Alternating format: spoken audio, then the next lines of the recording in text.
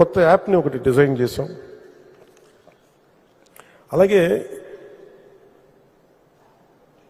Jal Jeevan machine దాని తాలూకు స్ఫూర్తి ఏంటంటే అసలు నీటికి ఇబ్బంది పడకూడదు, తాగునీటికి ఇబ్బంది పడకూడదు, దాన్ని సంపూర్ణంగా తీసుకెళ్తాం. సత్యసాయి తాగునీటి ప్రాజెక్టు కోసం సత్యసాయి జిల్లాలో, అనంతపురం మరి సత్యసాయి జిల్లాలో 1325 గ్రామాలకి ఈ పథకం ద్వారా 16.22 లక్షల ప్రజలకి తాగునీరు అందించబడుతుంది. కానీ 8 నెలలుగా అక్కడ పనిచేసే కార్మికులకి జీతభత్యాలు లేవు. ప్రభుత్వం ఏర్పడిన వెంటనే వాళ్ళకి జీతభత్యాలు అయితే వాళ్ళు గత ప్రభుత్వం 8 నెలలుగా ఇవ్వలేదు. మనం వచ్చి 4 నెలలు అయితే 4 నెలల నుంచి పే చేయలేదు, వాళ్ళకు భరించారు. వెంటనే దృష్టికి తీసుకురాగానే, గౌరవ ముఖ్యమంత్రి గారి దృష్టికి తీసుకురాగానే వెంటనే వాళ్ళు నలుగుతున్నారు అధికారులు, వెంటనే మన కార్మికులు నలుగుతున్నారు, ఇబ్బంది పడకూడదని చెప్పి ఆయన దృష్టికి తీసుకురాగానే వెంటనే 30 కోట్ల రూపాయలు విడుదల చేసి కార్మికుల ప్రాణాలు కాపాడినందుకు మనస్ఫూర్తిగా చంద్రబాబు గారికి నా ధన్యవాదాలు తెలుపుకుంటున్నాను. గ్రామీణ నీటి సరఫరా మరియు పారిశుద్ధ్య శాఖతో నిర్వహింపబడుతున్న 112 నీటి నాణ్యత పర్యవేక్షణ ల్యాబొరేటరీలో పనిచేస్తున్న ఉద్యోగులకి 4 నెలలు పెండింగ్ జీతాల నిమిత్తం 4.17 కోట్లు విడుదల చేసి 526 మందికి ఉద్యోగుల సమస్యని పరిష్కరించడం జరిగింది. అలాగే అటవీ శాఖకు సంబంధించి మనకి 28-33% ఉండాలి. అటవీ మనకి పర్సంటేజ్ అంటే చంద్రబాబు గారు ఇచ్చిన మా అందరికీ డైరెక్టివ్ ఏమి ఇచ్చారంటే రివ్యూ మీటింగ్లో ఇది 50% పెరగాలి. ఆంధ్రప్రదేశ్లో 50% మొత్తం మీ పచ్చదనమే ఉండాలి అని దాన్ని స్ఫూర్తిగా తీసుకుని 6,000 ఎకరాల్లో దాదాపు 22 లక్షల మొక్కలు నాటడం జరిగింది మన ఈ మధ్యనే. అలాగే రోడ్ సైడ్ గ్రీనరీ ఇంప్రూవ్ చేసే ప్రయత్నంగా ఇప్పటి వరకు 14 కిలోమీటర్ల పొడవున కొన్ని 5,800 మొక్కలు నాటాం. ముఖ్యంగా ఈ కొండల్ని ట్రెంచెస్ని ఆయన కొండల ప్రాంతాలని, అటవీ ప్రాంతాన్ని రక్షించడానికి ఆయన మాకు ఇచ్చిన దిశానిర్దేశం ఏంటంటే ట్రెంచెస్ కొట్టమని, దాన్ని బలంగా ముందుకు తీసుకెళ్తాం. అలాగే పెరుగుతున్న వైల్డ్ లైఫ్ సమస్యలు, ముఖ్యంగా elephant and man animal conflicts ఉంటాయి, మీ అందరికీ తెలుసు. మనం చిత్తూరులో చూసాం, అలాగే మనకి విజయనగరం, మన పార్వతీపురం, పాతపట్నంలో చూస్తూ ఉన్నాం. వెంటనే తీసుకెళ్ళి చాలామంది వైల్డ్ యానిమల్స్ కానీ జంతువులు కానీ అటాక్ చేయటం వల్ల, ముఖ్యంగా ఏనుగులు పంటల నష్టం ఇటు అన్నిటి వల్ల వీటిని దృష్టిలో పెట్టుకొని రాగానే కర్ణాటకకు వెళ్ళి 2 రాష్ట్రాల మధ్య అటవీ శాఖతో మాట్లాడి, అక్కడ గౌరవ అటవీ శాఖ మంత్రి గారితో మాట్లాడి 2 రాష్ట్రాల మధ్య నిర్మాణాత్మక సహకారాన్ని పెంపొందించే ప్రయత్నం జరిగింది. అలాగే వాళ్ళు అక్కడ కుంకి ఎలిఫెంట్స్ని తీసుకొచ్చి మన ఎలిఫెంట్స్కి అవసరమైన ట్రైనింగ్ అండ్ నాలెడ్జ్ మావటిలకి ఇచ్చేయడానికి ఒప్పందం కుదుర్చుకోబోతున్నాం.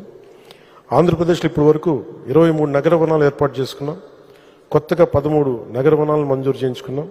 కొత్త నగర వనాల కోసం 15 కోట్ల 40 లక్షల నగర వనాల అభివృద్ధికి మొట్టమొదటి విడతగా డబ్బులు విడుదల చేయడం జరిగింది. అంతేకాకుండా 32 కమ్యూనిటీ బేస్డ్ ఎకో టూరిజం సెంటర్స్ని ప్రారంభించాం. ఇప్పుడు కొత్తగా మరొక 5 కేంద్రాలను ఏర్పాటు చేసుకున్నాం. ఒక్కొక్క సెంటర్లో 50 మందికి ప్రత్యక్షంగాను, మరో 500 మందికి పరోక్షంగాను ఉపాధి కల్పించడం జరుగుతుంది.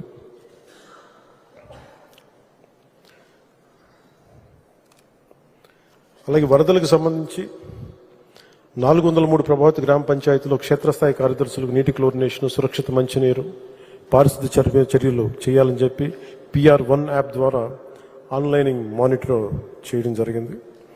ప్రభావితమైన 403 గ్రామ పంచాయతీలు ప్రత్యేక పారిశుద్ధ్య బృందాలను నియమించడం జరిగింది. 2240 స్థానిక పారిశుద్ధ్య కార్మికులు మరి ఇతర పొరుగు గ్రామ పంచాయతీల నుండి 1278 మంది పారిశుద్ధ్య కార్మికులతో కూడిన ప్రత్యేక పారిశుద్ధ్య బృందాలు ఈ ఫ్లడ్ ఎఫర్ట్స్లో పాల్గొన్నాయి.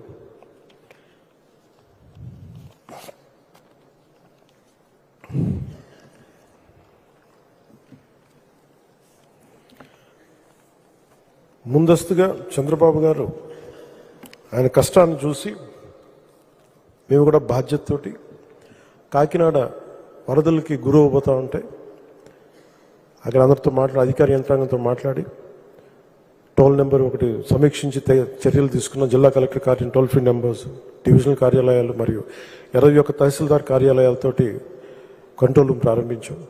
క్షేత్ర పరిస్థితిని ఎప్పటికప్పుడు తెలుసుకునేందుకు మండల స్థాయి ప్రత్యేక అధికారులు నియమించి నిరంతరం పరిశీలిస్తూ వచ్చాం. ఎలాంటి ప్రాణ నష్టం, ఆస్తి నష్టం లేకుండా చాలా ముందు చర్యలు తీసుకోవడం వల్ల చాలా వరకు నష్టం పోయింది. గ్రామాలు ముంపు కూడా గురవలేదు. ఈ నెల 9న గొల్లప్రోలు మండలంలో గ్రామానికి ముంపై గురయ్యే ప్రాంతాలను సందర్శించి సంబంధిత శాఖలకు అవసరమైన సూచనలు జారీ చేశాం. అలాగే ఎంపీలు, ఎమ్మెల్యేలు మరి ఇతర ప్రజాప్రతినిధులు కూడా ముంపుని గురైన ప్రదర్శనలు ప్రాంతాలను సందర్శించి ప్రజలకు ధైర్యం నింపారు. 24 గంటలు సిబ్బంది ఉండేలాగా హాస్పిటల్స్లో 75 వైద్య శిబిరాలు నిర్వహించాం.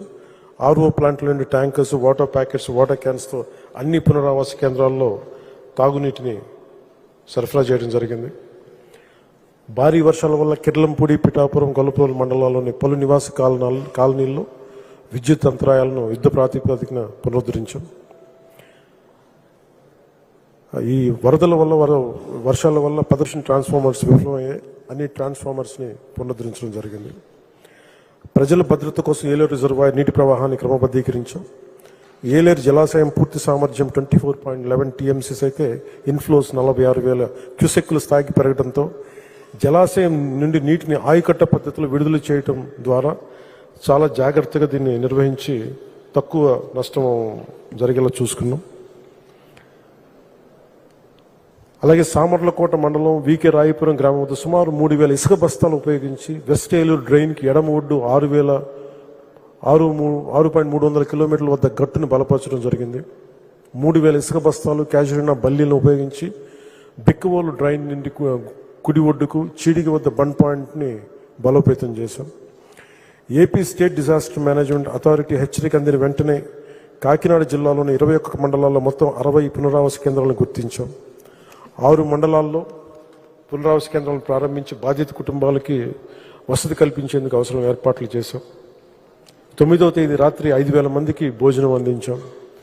15వ తేదీన ఉదయం 5,000 మందికి అల్పాహారం, 8,000 మందికి మధ్యాహ్నం, 10,000 మందికి రాత్రి భోజనం అందించాం.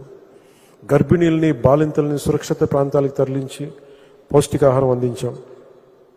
కిర్లంపూడి మండలం వీరవరం గ్రామంలో 15 మంది 20 మంది సభ్యులతోటి SDRF బృందం సహాయక చర్యల కోసం మోహరించి ప్రజల తరలింపు కార్యక్రమం నిర్వహించాం.